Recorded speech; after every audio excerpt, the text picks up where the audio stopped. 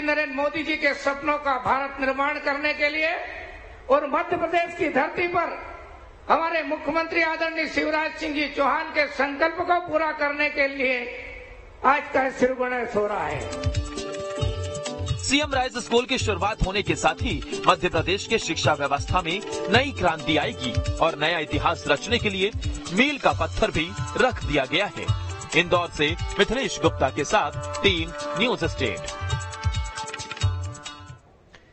विधानसभा चुनाव से पहले छत्तीसगढ़ के सभी दल किसी न किसी तरह से हर वर्ग को साधने में जुटे हैं और केंद्र में है कर्मचारी। भूपेश सरकार पिछले कुछ दिनों में कर्मचारियों के लिए कई पिटारे खोल चुकी है। पहले तो कर्मचारियों का डीए बढ़ाया गया और अब संविदा कर्मियों को नियमित करने की तैयारी है। सामान्य प्रशासन विभाग ने अनियमित कर्मचारियों की जानकारी मांगी है।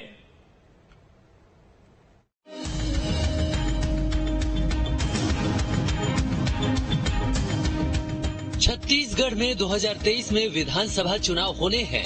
इससे पहले बीजेपी और कांग्रेस दोनों ही दल किसी न किसी तरह से प्रदेश की जनता को साधने में जुटे हैं। इन सब के बीच कांग्रेस प्रदेश के कर्मचारियों को साधने में जुटी है। पहले तो भूपेश सरकार ने दीपावली से पहले सरकारी कर्मचारियों के डीए में 5% की बढ़ोतरी की थी और अब संविदा कर्मियों को नियमित करने की भी तैयारी है। शासन स्तर पर इसकी तैयारी भी शुरू कर दी गई है। अनियमित कर्मचारियों की जानकारी मांगी है। दरअसल कर्मचारियों के डीए बढ़ाए जाने के बाद अब 45,000 संविदा कर्मियों को नियमित करने की तैयारी है। जीएडी ने सभी विभागों के संविदा कर्मियों की जानकारी मांगी है। पूरा डेटा मिलने के बाद वित्त विभाग रिपोर्ट का आंकलन करेगा। नियमितीकरण के बाद सालाना 700 से 800 करोड़ रुपए का भार बढ़ सकता है। कहा यह जा रहा है कि सरकार इसी साल दिसंबर में ही नियमितीकरण को लेकर सारी प्रक्रियाएं पूरी कर लेगी और 2023 यानी कि चुनावी साल में इसकी घोषणा कर दी जाएगी। इस मामले में कांग्रेस ने 2018 में घोषणा पत्र में नियमितीकरण का जिक्र किया था। 11 दिसंबर 2019 को नियमितीकरण को लेकर समिति का गठन हुआ था। 16 सितंबर 2022 को कर्मचारी संगठनों की मांग के बाद एक और समिति बनी। मांगों पर परीक्षण के लिए प्रमुख सचिव गृह की अध्यक्षता में समिति बनाई गई थी। अब 45,000 संविदा कर्मियों को नियमित करने की चर्चा तेज है।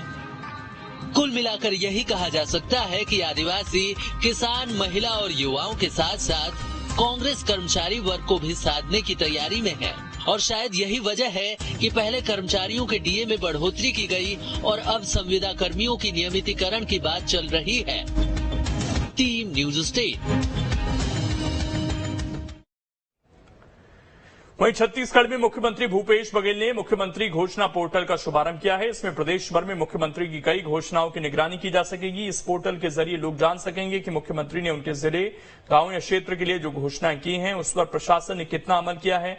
मुख्यमंत्री घोषणा पोर्टल के जरिए ये जाना जा सकता है कि मुख्यमंत्री ने जो घोषणा की है उस पर कितना अमल हुआ। इसमें जिलेवार और विभागवार डेटा अपलोड किया जाएगा। घोषणा पर अमल करते हुए काम की मौजूदा स्थिति क्या है उसकी जानकारी भी पोर्टल से हासिल की जा सकती है। यानी मुख्यमंत्री की सभी घोषणाओं की निगरानी और समीक्षा होगी।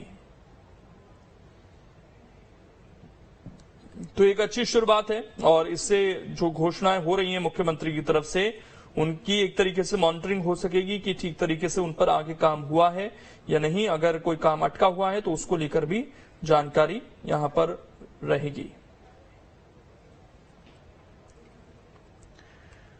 छत्तीसगढ़ के धमतरी जिले में साल में एक बार आयोजित होने वाली मड़ई मेले का अपना